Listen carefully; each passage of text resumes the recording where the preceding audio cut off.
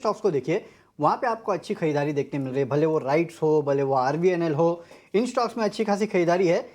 हाँ, लेकिन एक रेलवे स्टॉक है जहाँ पे आपको दबाव भी देखने मिल रहा है और वो है आईआरसीटीसी। थोड़ी बहुत गिरावट यहाँ पे देखने मिल रही थी।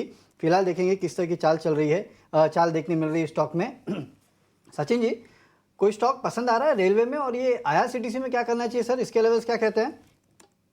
जी बिल्कुल, सबसे पहले यहाँ पर रेलवे स्टॉक्स पसंद आ रहा है, उस पे बात करते हैं सर। तो यहाँ पर जो पसंद आ रहा है स्टॉक वो है आरबीएनएल।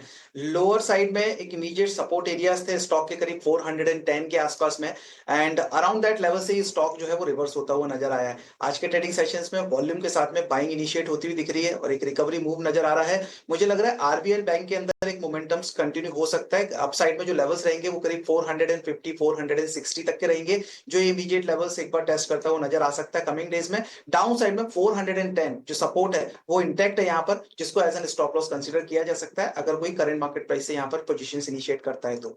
इसके बाद हम बात करते हैं नेक्स्ट यहाँ पर, वो है IRCTC. So compare to other railway stocks, जैसे कि आपने बात की, आईआरसीटीसी के अंदर जो है इतने मोमेंटम्स इंक्रीज होते हुए नजर आ नहीं रहे। हालांकि यहाँ पर अगर हम आरएसआई पे फोकस करें तो ओवरसोल्ड टेरिटरी से स्लाइड रिवर्स होता हुआ नजर आया है और एक पॉजिटिव क्रॉस ओवर फॉर्म होता हुआ दिखा है। मुझे लग रहा है एक बार थोड़ा सा क्लोजिंग का आज के ट्रेडिंग सेशन में वेट करना चाहिए। अगर मेरे हिसाब से अगर क्लोजिंग 780 के ऊपर कहीं पे भी मिलती है तो फिर पॉसिबली एक से दो ट्रेडिंग सेशंस में एक पुल बैक मूव यहाँ पे देखने को मिल सकता है, और वो अपसाइड में जो लेवल्स रहेंगे वो करीब 820 830 तक के लेवल्स रहेंगे, जो कि स्टॉक इमीडिएटली टेस्ट करता हुआ नजर आ सकता है। सो क्लोजिंग पे फोकस रखना जरूरी है, 780 के ऊपर क्लोज होना जरूरी है स्टॉक को, तो फिर एक बार पुल बैक मोमेंटम एक्सपेक्ट कर सकते हैं। इफ इन एनी केस अगर 700 के बिलो क्लोजिंग यहाँ पे हमें देखने को मिलती है तो फिर डाउन साइड मोमेंटम्स और डाउन साइड जो है वो कंटिन्यू होती हुई नजर आएगी टिल द लेवल ऑफ 750 730 तक के लिए।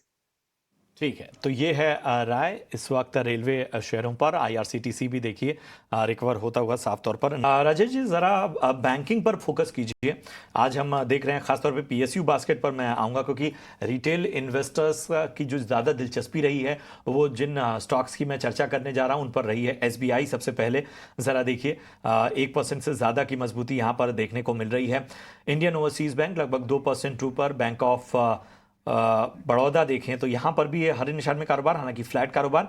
पीएनबी भी लगभग 1% ऊपर। बताइए क्या राय बन रही है पीएसयू बास्केट में, खासतौर पे बैंकिंग काउंटर्स को देखें तो? देखिए, जितने भी पीएसयू बैंक्स के आपने नाम लिए, एग्जैक्टली जो नवंबर में स्विंग लोज बनाए थे, वही वही वहां पे ही आके ये बाउंस बैक कर रहा है। अगर आप देखें तो स्टेट बैंक जो है अराउंड 780 785 के आसपास से ही नवंबर में बाउंस हुआ था, एंड काफी अच्छे वॉल्यूम्स के साथ बाउंस किया था। एंड जो रिसेंट करेक्शन आया था वो लो वॉल्यूम्स के साथ आया था। इनफैक्ट अगर आप रिजल्ट्स भी देखें तो पीएसयू बैंक्स के जो रिजल्ट थे वो काफी ठीक ठाक अच्छे थे। तो यहाँ पे लग रहा है कि यहाँ पे अगर ये सपोर्ट जोन अगर होल्ड करते हैं तो पीएसयू बैंक्स में काफी अच्छी रैली देखने को मिल सकती है ahead of the budget. Okay, definitely. तो ये राय आती हुई एसबीआई पे, और पीएसयू बैंकिंग इंडेक्स जो है वहाँ पे आप नज़र रखिएगा। वैसे भी ट्रेडर्स फेवरेट है आजकल, लेकिन और एक स्पेस है जहाँ पे नज़र रखना है, और वो है ऑटो कंपनियाँ, क्योंकि कल दिसंबर ऑटो बिक्री के आंकड़े आने वाले हैं। ऑटो बिक्री अनुमान बताने के लिए हमारे साथ जुड़ चुकी हैं हमारी सहयोगी सृष्टि शर्मा। सृष्टि, बताइए किस तरह के ऑटो नंबर एक्सपेक्टेड हैं? तो दिसंबर महीने से अच्छे आंकड़ों की ही उम्मीद लगा रहे हैं, क्योंकि देखिए जैसा कि आप बता रहे थे कि डिस्काउंट्स जो हैं वो भर भर कर कंपनीज देती हैं, क्योंकि इन्वेंट्री पाइलअप हो जाती है। पर इस बीच कस्टमर्स ये भी ध्यान रख रहे हैं कि कई सारी कंपनीज ने जनवरी महीने में जो प्राइस हाइक लागू होंगे उसकी घोषणा भी कर दी है। तो उसको नज़र में रखते हुए जो बिक्री हुई है दिसंबर में वो काफ़ी अच्छी देखने को मिली है। खासतौर से पैसेंजर व्हीकल सेगमेंट में फिर से थोड़ी बहुत रौनक लौटी है। साथ ही अगर मारुति, ह्युंडई जैसी कंपनीज की बात करें तो उन्होंने कुछ सेलेक्ट मॉडल्स में भारी भरकम डिस्काउंट भी दिया है। महिंद्रा की गाड़ियों की वेटिंग काफ़ी ज़्यादा है तो वहाँ पर डिस्काउंट ज़्यादा नहीं थे, पर फिर भी बिक्री अच्छी रही। और साथ ही साथ दूसरा सेगमेंट जहाँ पर ध्यान रखना है वो है ट्रैक्टर डिवीजन, जहाँ पर ऑन ग्राउंड जो फार्म सेंटिमेंट है वो काफ़ी अच्छा उभरते हुए दिखा है। आइए कुछ आंकड़ों की बात कर लें। सबसे पहले पैसेंजर व्हीकल सेगमेंट में अगर हम देखें तो मारुति सुजुकी की साल दर साल 14% ग्रोथ की हम उम्मीद लगा रहे हैं। वहीं M&M के ऑटो बिक्री के आंकड़ों में 13% का उछाल आ सकता है। वहीं बात करें टाटा टाटा मोटर्स की, तो पैसेंजर व्हीकल सेगमेंट में वहां पर कुछ ज़्यादा उम्मीदें नहीं हैं। और साथ ही Hyundai में भी डिस्काउंट्स के बावजूद भी बहुत एक्साइटमेंट नहीं देखने को मिला, मात्र 1% के गिरावट की ही उम्मीद लगा रहे हैं। तो मारुति और साथ ही M&M पर खास तौर से फोकस रहेगा। बात करें दूसरे सेगमेंट जो कि कमर्शियल व्हीकल सेगमेंट है, यहाँ पर अच्छा ये हुआ है कि अब कुछ महीनों से जो एक प्रेशर देख रहे थे हम इस पूरे सेगमेंट में, वो कहीं ना कहीं बॉटम आउट हुआ है। साथ ही लो बेस के चलते महीने दर महीने के जो आंकड़े हैं वो काफ़ी अच्छे दिखेंगे आपको, जहां पर सबसे अच्छे आंकड़े आपको आयशर मोटर्स VECV के आते हुए दिख सकते हैं, जहां पर 7,800 के अराउंड यूनिट्स बिक्री की हम उम्मीद कर रहे हैं। वहीं अशोक लेलैंड की बात करें तो 18% महीने दर महीने एक जंप की उम्मीद है। अब बात करते हैं टू व्हीलर सेगमेंट की। कई समय से ये सेगमेंट अच्छा प्रदर्शन कर रहा था, पर अब अगर हम देखें तो थोड़ा सा सुस्त इस महीने शायद आते हुए दिख सकता है। पर इसमें भी TVS मोटर्स और आयशर मोटर्स रॉयल एनफील्ड पर खास तौर से नजर रखिए, जहां पर महीने दर महीने हम डबल डिजिट ग्रोथ की उम्मीद कर रहे हैं। आखिरी में ट्रैक्टर डिवीजन पे जो कंपनीज की कमेंट्रीज हैं वो काफ़ी अच्छी आ रही हैं। महीने दर महीने थोड़ी गिरावट ज़रूर रहेगी, पर साल दर साल एक अच्छी ग्रोथ दर्ज करते हुए दिख सकता है, जहां पे M&M ट्रैक्टर्स 14% की ग्रोथ की उम्मीद है। वहीं एस्कॉट्स में भी लगभग 1% ग्रोथ की हम उम्मीद लगा रहे हैं। तो खास तौर से पैसेंजर व्हीकल और ट्रैक्टर डिवीजन पर उम्मीदें इस बार ज़्यादा हैं in comparison to two wheeler as well as commercial vehicle segment. शुक्रिया सृष्टि, ये पूरी डिटेल्स हम तक पहुंचाने के लिए कि किस तरह की ऑटो नंबर जो है वो हमें इस बार देखने मिल सकते हैं। और प्रशांत, मैं देख रहा था कि खासकर कमर्शियल व्हीकल्स, इस पर सृष्टि बता रही थी कि इस बार शायद कमर्शियल व्हीकल्स में रिवाइवल देखने मिल सकता है, मंथ ऑन मंथ नंबर्स अच्छे आएंगे। क्या इसे इनिशियल इंडिकेशन समझा जाए कि गवर्नमेंट केपेक्स बढ़ रहा है, क्योंकि कमर्शियल व्हीकल जो है खासकर मेरे उसके बाद ही रिवाइव होता है। मेरे ख्याल से एक टेक्नोलॉजी शिफ्टिंग भी है, बहुत सारे ऐसी फ्यूचरिस्टिक का अप्रोच है गवर्नमेंट की, जिसको लेकर सरकार भी चाहती है कि कम से कम ज़्यादा व्हीकल्स हैं खरीदे जाएं। हमने कई राज्यों को भी देखा इसमें इनिशिएट करते हुए। नितिन गडकरी कई मोर्चे पर कह चुके हैं कि अब हमें थोड़ा सा अपग्रेड होना होगा इस मोर्चे पे। सही बात है। तो कमर्शियल व्हीकल्स इन पे आप रखिएगा नज़र, लेकिन नज़र रखिएगा मार्केट पे, क्योंकि रिकवरी जो है वो अब काफ़ी तगड़ी देखने मिल रही है। आप देखिए स्मॉल कैप इंडेक्स लगभग 1% के आसपास की तेज़ी की तरफ बढ़ता हुआ, मिड कैप इंडेक्स में करीब 1/4% के आसपास की तेज़ी जो है वो देखने मिल रही है। 140 पॉइंट के आसपास की गेंस है।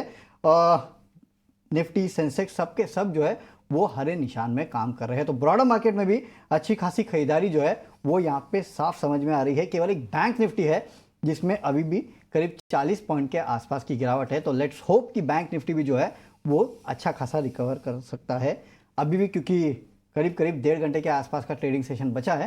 तो लेट्स सी आगे क्या होता है। लेकिन जैसे कि ऑटो पे हम चर्चा कर रहे थे, तो एक बार सचिन जी के पास चलते हैं और ऑटो स्टॉक्स पे उनकी राय ले लेते हैं। सचिन जी, ऑटो स्टॉक्स क्या लगता है आपको सर, कैसे रह सकती है बिक्री? और वो तो हमें कलीग ने वैसे तो बता दिया है, आप बताइए टेक्निकली कोई ऐसा स्टॉक है जो अच्छा लगता है ऑटो सेक्टर में, कहाँ पे बेट करेंगे आप?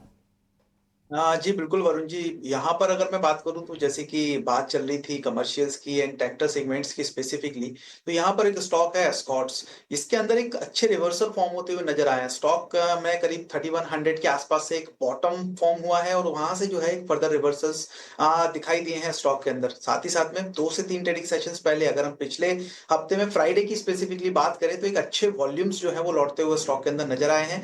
तो मुझे लग रहा है यहाँ पर जो है वो पोटेंशियल बढ़ सकता है। स्टॉक का जो मोमेंटम है वो अपसाइड में सस्टेन होता हुआ नजर आ सकता है। अपसाइड मोमेंटम्स मुझे लग रहे हैं करीब 3500 टू 3600 इमीडिएट टारगेट्स हो सकते हैं स्टॉक के यहाँ पर, बिकॉज आरएसआई में भी एक रिवर्सल फॉर्मेशंस हैं, साथ साथ में वॉल्यूम्स इनिशिएट होते हुए नजर आ रहे हैं एंड अपसाइड पोटेंशियल्स जो है वो कंटिन्यू होता हुआ 3600 तक के लिए नजर आ सकता है। इसके बाद हम बात करें कुछ और अदर स्टॉक्स की, सो टीवीएस मोटर्स पर फोकस किया जा सकता है। स्टॉक अपने मल्टीपल सपोर्ट्स जोन के पास में मूव करता हुआ सस्टेन करता हुआ नजर आ रहा है और मुझे लग रहा है ये मल्टीपल सपोर्ट्स से ही एक बार रिवर्सल्स हमें देखने को मिल सकते हैं। सो एक अच्छे बाइंग लेवल्स हैं अराउंड 2370 2350 के आसपास में, और यहां से अगर स्टॉक में रिवर्सल मूव मिलता है तो करीब 2500 टू 2600 तक के लेवल्स यहां पर टीवीएस मोटर्स में भी हमें कमिंग डेज में देखने को मिल सकते हैं।